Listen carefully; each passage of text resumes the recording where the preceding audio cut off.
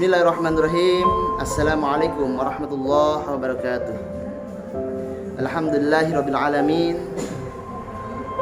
Apa kabar semuanya? Mahasiswa PPG tahun 2022. Perkenalkan, nama saya Suhardi, mahasiswa PPG dalam jabatan tahun 2022, batch 3 kelas 9 UIN Kiai Haji Abdurrahman Wahid. Alhamdulillah saya masih mengajar di SMA Negeri 1 Wonosalam, Kabupaten Lebak, Provinsi Banten. Sebagai mahasiswa, insya Allah hari ini saya akan melaksanakan tugas membuat sebuah video praktik mengajar secara daring atau fair teaching. Kita akan mengajar di kelas 10 dengan tema sumber-sumber hukum Islam. Sahabat-sahabat semuanya, selamat menyaksikan. Bismillahirrahmanirrahim. Assalamualaikum warahmatullahi wabarakatuh. Waalaikumsalam warahmatullahi wabarakatuh. Apa kabar semuanya? Alhamdulillah. Alhamdulillah. Sehat semuanya, sehat? Alhamdulillah. Alhamdulillahirrahmanirrahim.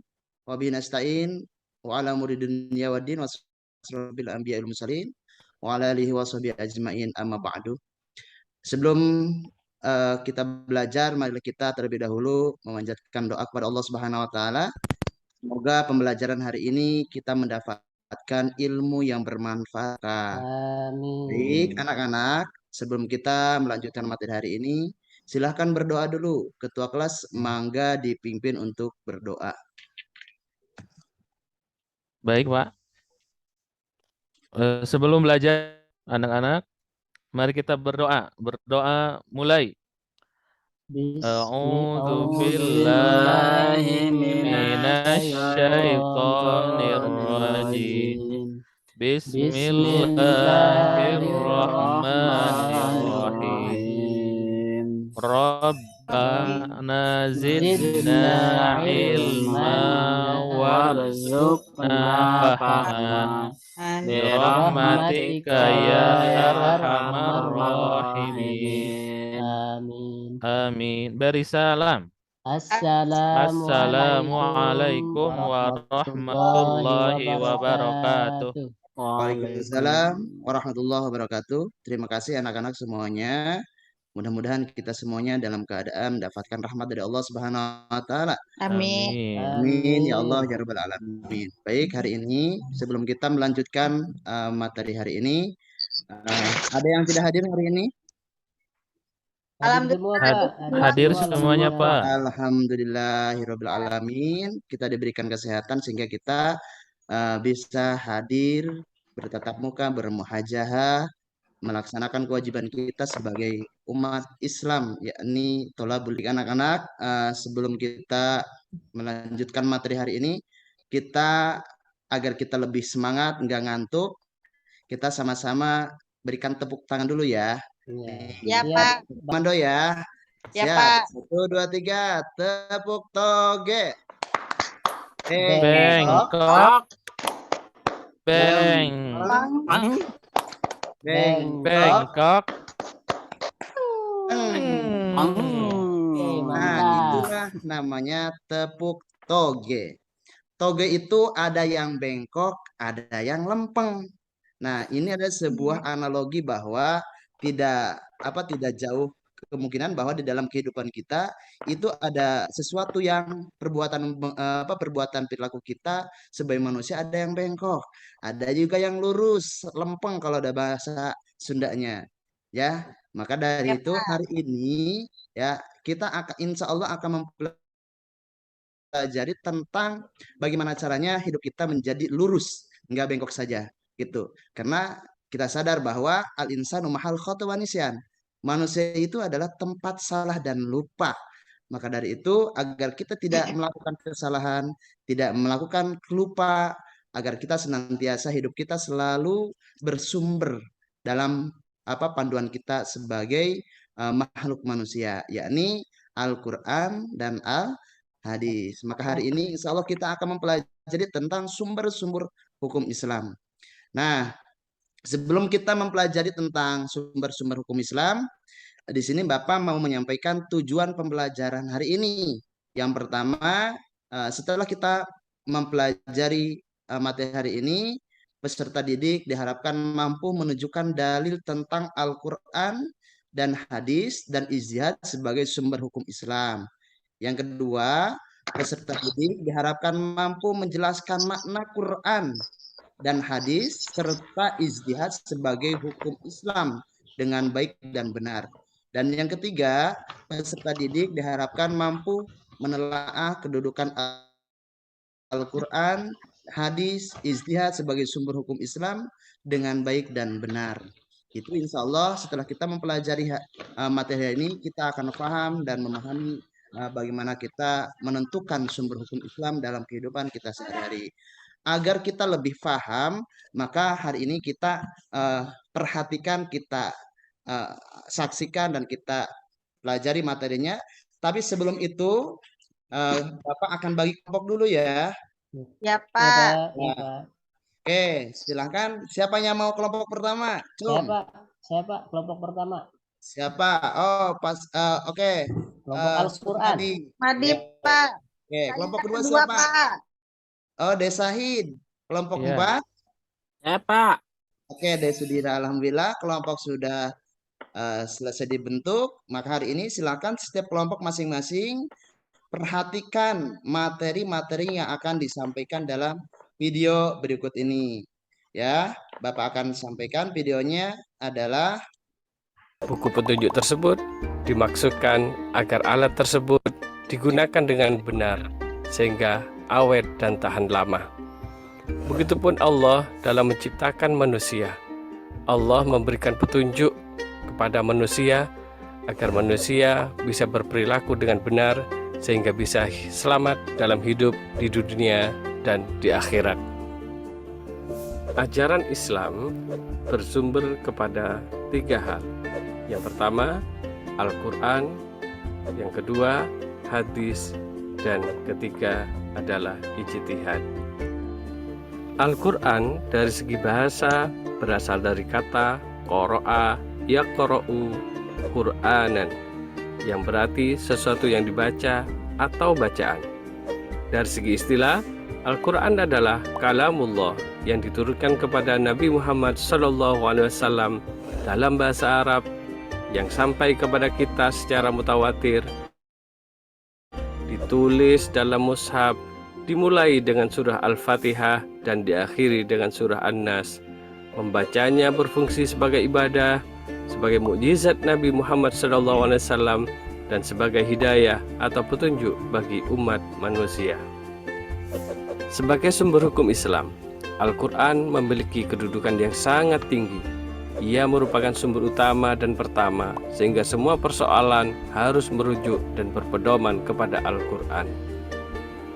Para ulama mengelompokkan hukum yang terdapat dalam Al-Quran ke dalam 3 bagian. Yang pertama adalah akidah atau keimanan.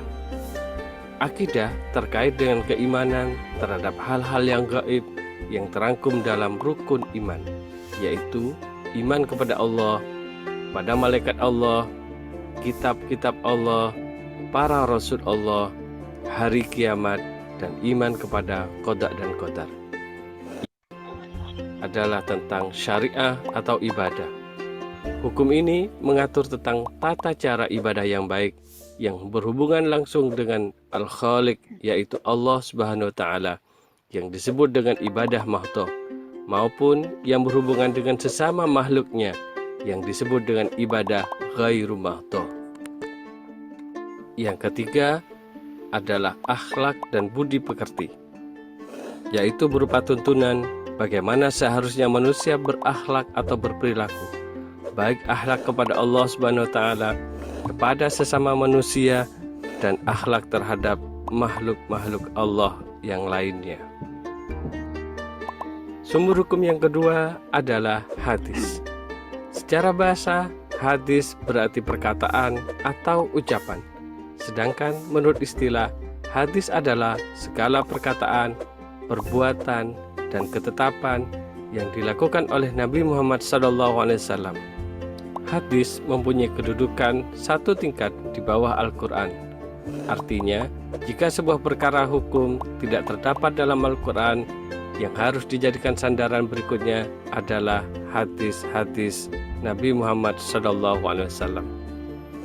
Hadis mempunyai fungsi terhadap Al-Quran, yaitu menjelaskan ayat-ayat Al-Quran yang masih bersifat umum, memperkuat pernyataan yang ada di dalam Al-Quran, menerangkan maksud dan tujuan ayat, dan yang terakhir, menetapkan hukum baru yang tidak terdapat dalam Al-Quran.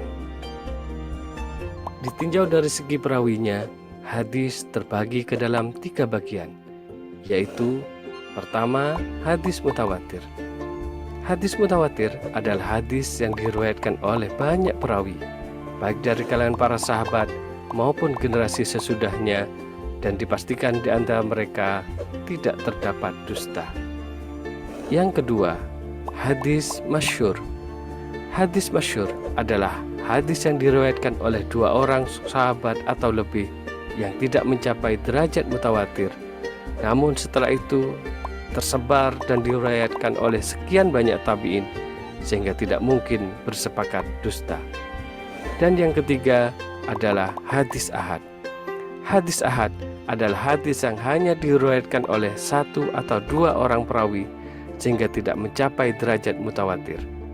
Dilihat dari segi kualitas orang yang meriwayatkan hadis, maka hadis ahad terbagi kepada 4 macam. Rasulullah SAW tidak tercela dan tidak bertentangan dengan riwayat yang lebih terpercaya. Hadis ini dijadikan sumber hukum dalam beribadah.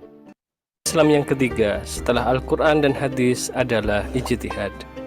Ijtihad menurut bahasa dapat bermakna bersungguh-sungguh, sedangkan menurut istilah berarti berusaha dengan sungguh-sungguh untuk memecahkan sesuatu masalah yang tidak ada ketetapan hukumnya, baik dalam Al-Quran maupun hadis. Karena ijtihad merupakan kegiatan penting untuk mengambil keputusan hukum, maka orang yang berijtihad atau disebut mujtahid harus memenuhi syarat-syarat sebagai berikut. Dibolehkannya ijtihad di antaranya adalah Al-Quran Surah An-Nisa ayat 59 dan Al-Quran Surah An-Nisa ayat 105. Begitu juga dalam hadis yang diriwayatkan oleh Imam Bukhari sebagai berikut.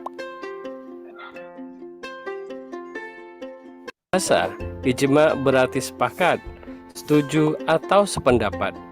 Sedangkan menurut istilah, ijma adalah kesepakatan para mujtahid dalam memutuskan suatu masalah sesudah Rasulullah SAW wafat terhadap hukum syar'i. Salah satu produk hukum contoh ijma adalah pengumpulan ayat-ayat Al-Quran yang masih terpisah, kemudian membukukannya sebagai mushaf sehingga sampai kepada kita saat ini. Hikmah menjadikan Al-Quran, hadis, dan ijtihad sebagai sumber hukum Islam antara lain perilaku sesuai tuntunan agama Islam. Yang kedua, menjadikan diri sebagai orang yang taat beribadah dengan penuh ketulusan. Ketiga, terbiasa membaca dan mengkaji Al-Quran serta hadis. Keempat, selamat dari azab dan laknat Allah Subhanahu wa Ta'ala karena sudah mengikuti aturan-aturan yang sudah ditetapkan oleh Allah dan Rasul-Nya. Berikutnya, memperoleh kebahagiaan hidup di dunia dan akhirat. Dan yang terakhir, terwujudnya perilaku akhlakul karimah dalam kehidupan bermasyarakat. Halo semuanya, alhamdulillah kita sudah menyampaikan materi dan menyaksikan materi dari video tadi. Silahkan kira-kira dari kalian semuanya ada yang kurang difahami atau ada yang bertanya dari materi yang sudah disampaikan tadi. Oke, silakan Dek Suka. Ya, Assalamualaikum warahmatullahi wabarakatuh. Waalaikumsalam warahmatullahi wabarakatuh. Baik, Bapak, saya akan bertanya tentang yaitu bagaimana kedudukan Al-Quran dan fungsi hadis sebagai sumber hukum Islam. Itu aja, Pak, pertanyaannya. Oke, terima kasih Desudira. Alhamdulillah sudah menyampaikan pertanyaan. Oke, untuk teman-teman yang lain ada yang bisa menjawab atau mau menjawab pertanyaan dari Desudira? Mangga silahkan. Saya, Pak. Saya. Oke, Desuci. Mangga, Desuci. Ya, Pak. Assalamualaikum warahmatullahi wabarakatuh. Waalaikumsalam warahmatullahi wabarakatuh. Saya ingin menanggapi dari pertanyaan dari Sudira tadi, Pak. Iya, sok, silakan. Kedudukan dan fungsi hadis itu sebagai sumber hukum Islam yaitu ada 3. Yang pertama yaitu memperkuat hukum-hukum yang telah ditentukan oleh Al-Quran. Yang kedua, memberikan rincian dan penjelasan terhadap ayat-ayat Al-Quran yang masih bersifat umum. Dan yang terakhir, menetapkan hukum atau aturan-aturan yang tidak didapati di dalam Al-Quran. Seperti itu, Pak. Tanggapan saya, Pak. Tadi pertanyaan dan tanggapan dari Dek Sudira dan Dek Suci, alhamdulillah sudah sudah disampaikan. Kira-kira ada yang menyimpulkan dari hasil materi hari ini? Kira-kira apa? Siapa yang mau menyimpulkan materi hari ini? Saya, Pak. Oke, siapa? Ya. Dek Sukma ya. Iya. Oke, silakan Dek Sukma. Setelah kami berdiskusi tadi sama teman-teman, Pak, hasil diskusi kami yaitu bahwasannya sumber hukum Islam yaitu garis besarnya ada 3, cuman menurut jumhur ulama itu ada 4, Pak. Yang pertama yaitu Al-Quran, yang kedua Al-Hadis, yang ketiga Al-Ijtihad, dan yang keempat adalah Al-Ijma. Kesimpulannya seperti itu, Pak. Terima kasih, Pak. Assalamualaikum warahmatullahi wabarakatuh. Waalaikumsalam warahmatullahi wabarakatuh. Tanggapan dan simpulan hasil diskusi hari ini sudah selesai ya. Mungkin dari Bapak mohon maaf bila ada kekurangan atau mungkin lebih ya, itu hanya milik Allah Subhanahu wa taala. Untuk kegiatan materi hari ini kita selesaikan. Silakan untuk dipimpin doa oleh ketua kelas, mangga dipersilakan. Baik.